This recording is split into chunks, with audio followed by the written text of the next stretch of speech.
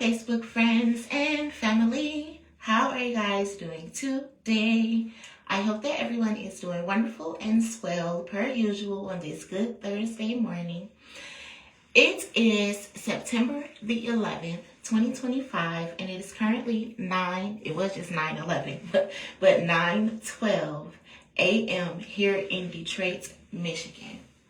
My condolences to all the families who lost family members, loved ones, relatives, and friends and everything in the tragic 9/11 incident that occurred, I believe, in 2001. When 9/11 took place, I was going to Weston Technical Academy. I think I was in like the 6th or 7th grade, if I'm not mistaken. And I was in the middle of playing cards in Mr. McKeachin's class in the portables in the back. And we had got a notification that the Twin Towers had just been hit. And we were wondering why was everybody getting picked up from school early, including me. I eventually ended up getting picked up from school early as well.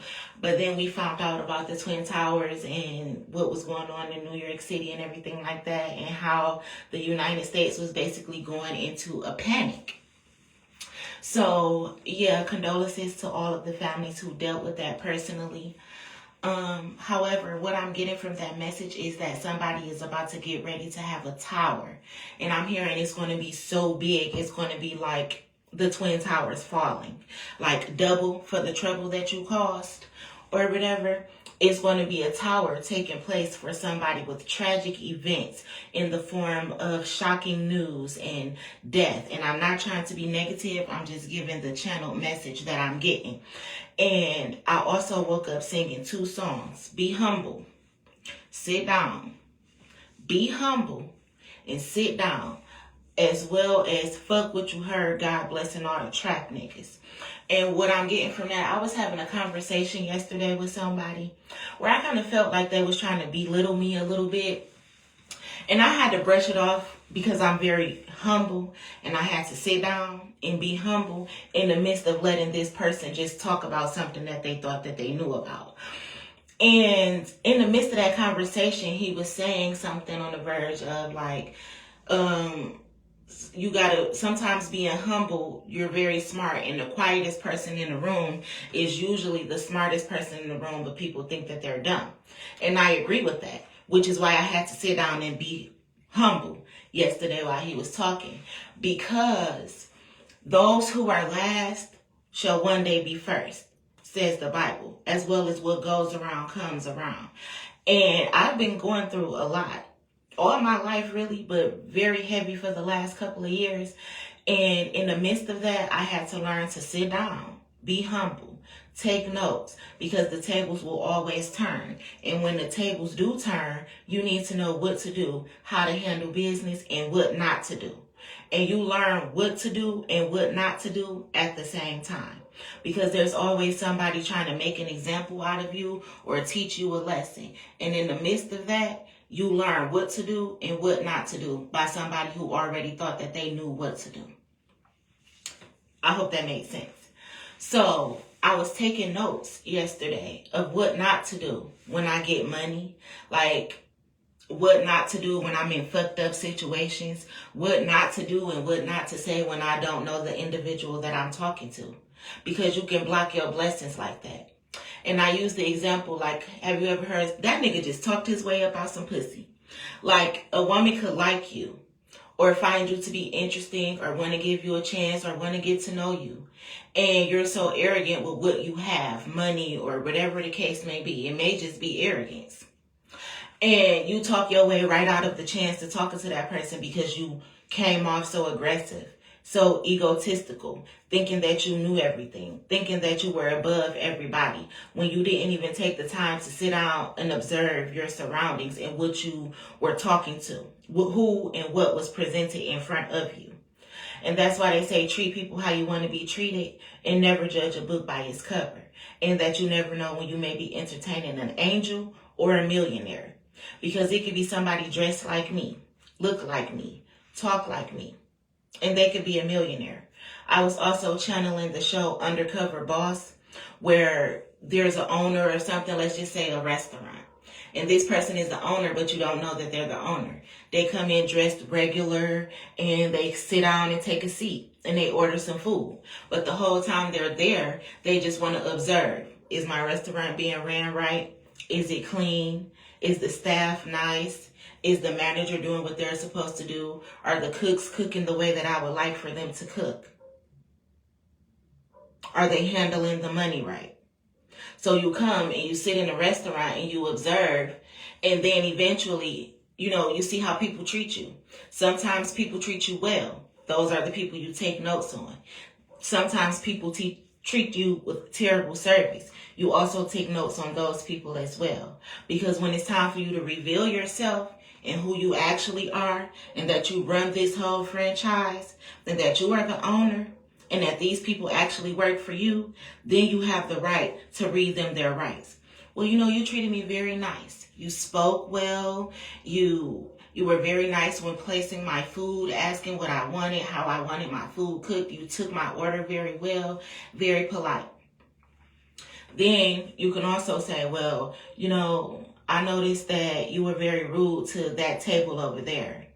I saw you roll your eyes and your body language wasn't that great, making my customers feel unwelcome, unwanted, meaning that they don't want to tip and that they'll spend less money and may not return. And I don't like that.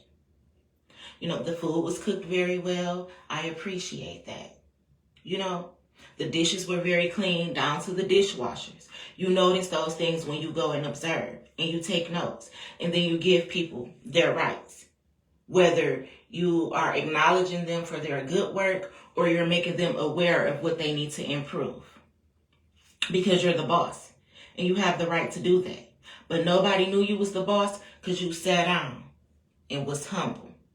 So that you had enough time to observe what was going on before you spoke, before you criticized, and before you laid the law, before you revealed yourself. It's called hidden in plain sight. So you always have to be aware of how you're treating somebody and the little things that you say to people, because people are always taking notes, mental notes about how they're treated and what's going on. And I had to say that yesterday. Like, you never know. You could be entertaining a millionaire and they could be dressed like a bum. And to you. Like when I used to be a CNA and a caregiver and a home health aide, and I did like direct care and in-home care and things like that. I worked for these Chaldeans out in Farmington Hills. Really nice house, a lot of money. Their son was very successful. He owned multiple franchises of the Subway and things like that. And they were I liked their family. They were a really nice family and things. But compared to a lot of people that's here in the city, they had a lot of money. But they bought their clothes from Costco, Target, Walmart, things like that. You didn't see them going to rush to the Gucci store and stuff like that. Maybe on a wedding day, if they were going to a wedding or something, they would bring out finer clothes. But as far as being flashy and stuff like that, shoes came from Walmart. Clothes, outfits came from Walmart and Costco. And I know that because I used to take them and I used to shop with them and things like that. They shopped on a budget, never overindulging, drove regular cars, things like that. Never being too flashy. They had more money than half the people that I know. So you never know who you're entertaining. Just because this person got on some regular jeans that ain't all stoned up, cut up, ripped up, too tight, and, screaming designer. So you always have to be aware of what you're doing and what you're saying, because you never know who you're entertaining. Just like they say, you never know the day, the time, or the hour when God will return in human form, in flesh. So how would you ever know if you're entertaining God? Because they specifically say you'll never know the day, the time, or the hour that he'll return. So he could be in your presence in the form of a bum, just to see how you would treat him. It's again called hidden in plain sight. the test of all times, the test of loyalty, and if you're really doing what he wants you to do. And that's being a good person with good intentions and treating people how you want to be treated, so that what goes around comes around, and it brings positivity instead of negativity. So I was talking about that yesterday. Like, you have to really be humble. And you can't be in your 40s, almost 50, still out here thinking you can disrespect women, treating them like they bitches and hoes and shit. But you had a mama, a daughter, aunties, sisters, and stuff like that. Same thing for women. You can't just be out here dogging a man, but you wanted somebody to put your daddy on a pedestal, or your raggedy ass sons. It's all about how you treat people. And I was just noticing that sitting in the hood yesterday, about how people treat each other. And now I realize why the Bible says, love thy neighbor. Like, look at the communities. If you treated your neighbor how you wanted to be treated, your neighborhood would be successful. Because don't nobody want to be disrespected. Don't nobody want their houses getting broken into, their cars and stuff being tampered with. Nobody wants that. But if your neighbor is sitting around breaking into your house, plotting against you, stealing your mail, that's a domino effect. It makes the whole hood affected by that. Because when one neighbor fucks shit up, they fuck it up for the whole hood. That's why you should love thy neighbor and treat people how you want to be treated. And then if you improve one hood, then the next hood will follow. And the next hood will follow. And your hood, the slums, the trenches, the projects could eventually become more of the suburbs. But it all starts with the individuals. So if you breaking into your neighbors' houses and treating your neighbors like they ain't shit, then you asking for a fucked up ass environment. So don't blame it on nobody else but yourself. So I don't want to hear the, oh, before she moved over here, we was fucked up motherfuckers. They thought y'all can get away with anything. And that's not how it goes. So take accountability for your own fucking actions. Realize why people is really sitting in jail. Why the hood is really fucked up. Why the feds gotta be involved in shit. Sit around and pay attention to why the houses tore down, burnt up, fucked up. Sit around and pay attention to why the streets be flooding, because you idiots want to go and steal pipes and coppers and everything out of old and abandoned houses, shooting them up, busting the windows, setting them on fire and shit. Take accountability for your own actions.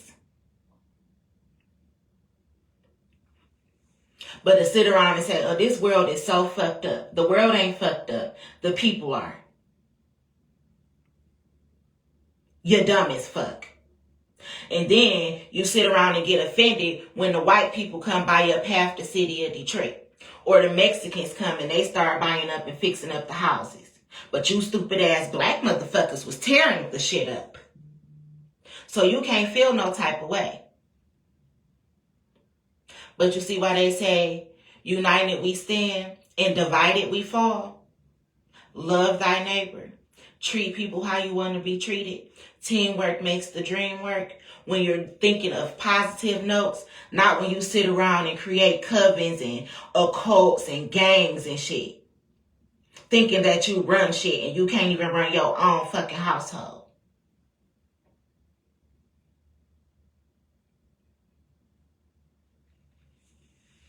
But y'all be having the wrong idea. United we stand and divided we fall. It's how you become successful as a neighborhood, a community, a city, a state, a country. But you motherfuckers want to go get united and initiated in gangs and shit. Fucking the shit up. Oh, I'm the shit because I'm in a cult. I'm in a biker club. I'm in a gang. I'm in a sorority and ain't doing shit for the community.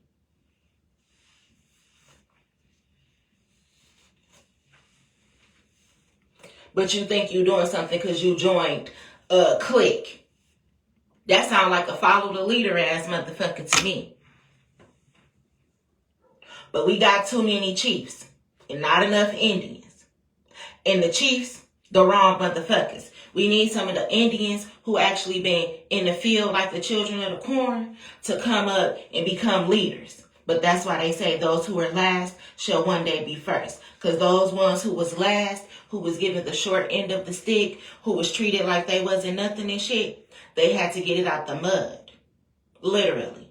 They had to learn shit the hard way. No guidance. So they are understanding. They see things from every perspective, even down low. While you motherfuckers who was running shit don't even know what it's like to have to struggle. Don't even know what it's like to be put in a position where you become a product of your environment, where you're treated like nothing, when you're treated like a stereotype. You don't understand it because all you do is dish it out, but you never received it. Well, now it's time for you to receive because you reap what you sow. And these slaves, the bottom of the barrels, well, they've been working hard all this time, coming up with ideas because they was put in a position where all they had was a mind and they had to figure out how to survive because they were given nothing else. No resources, no tools. Bare hands and mind.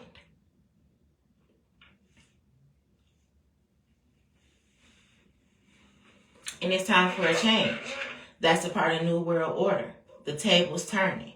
Those who are last becoming first. The underdogs. The underestimated. The underprivileged. So sit down and be humble. And fuck what you heard. God is blessing all the trap niggas. The ones who was put in predicaments to survive. Not live, but survive.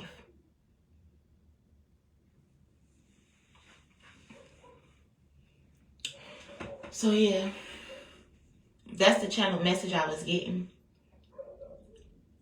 If y'all see me keep doing that, it's because I just got done brushing my teeth and my tongue and stuff, and I'm getting the extra stuff off of my lip.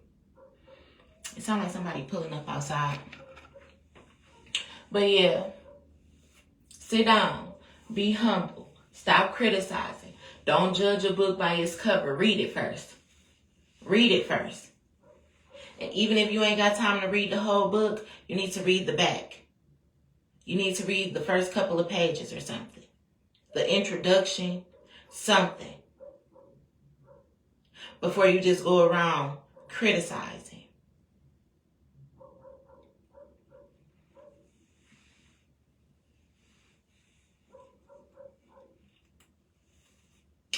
But I'm hearing there comes a day and a time where things will be revealed. I'm hearing the tower. The tower. And this tower is a good tower and a bad tower. That's why it's 9/11 and I was channeling the Twin Towers. Because this tower is going to cause disruption in a lot of people's lives. The wicked though. The corrupt. So if you've been good, you don't have to worry about that. Because this other tower is for the prosperous, the abundant. Those who have worked hard and are about to reap the rewards. I'm hearing he's making a list and checking it twice. He's going to find out who's naughty or nice. Santa Claus is coming to town. See, he's coming, bearing gifts to those who are deserving. And those who are not so deserving are getting a chunk of coal. Meaning, you got to let it burn. For all the shit that you put out. The wickedness. The bad intentions. You got to let it burn. But that's the channel message that I was getting. But stay safe and enjoy yourselves. And again, if you've been a good person, you have nothing to worry about. It's all the people who was doing fucked up shit who got to reap what they sow. I'm here to pray for your enemies because they're not as strong as you. Anywho, y'all have a good day. I gotta figure out some stuff or whatever. But in the meantime, I'm hearing things are about to get good for you. Don't stress, don't fret, don't overthink. Stay relaxed, stay calm. You did the hard work.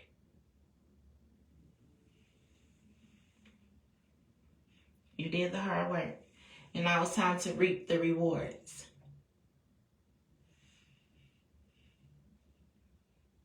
I'm hearing like credit cards. Like, you know how you use your credit card and it covers your balance, and then they charge you like extra fees and things like that, and then you eventually have to pay it back. You pay your credit card bill off with the interest and everything like that. But you can also get cash back, and sometimes that cash back really comes in handy. I'm hearing that's how it's about to be like for the people who've been out here just working extra hard. It's like you've been a credit card. You've been using up all your funds, even being charged interest. But the cash back that you're about to receive is going to be very much so worth it. Coming right on time. He may not come when you want him, but he'll be there right on time. It's like you needed these credit cards to make it, but now you're about to get the cash back, and your credit is so good because you done spent all this time building it up, paying your monthly payments right on time. And granted, it was taking out your pocket. It was building up your credit history. So you got money in the bank. You don't even need a credit card. You don't need to borrow the credit anymore because you are the credit line, is what I'm hearing. I'm hearing infinity. Infinity. An overflow of wealth for your hard work. Milk and honey.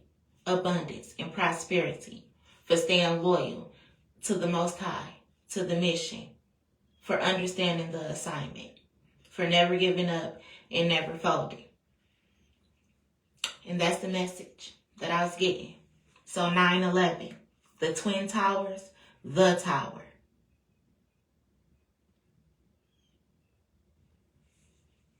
It's the tower. The tower of good and bad. And you chose your side. So stay there. And for all the angels and the soldiers, get ready to reap your rewards.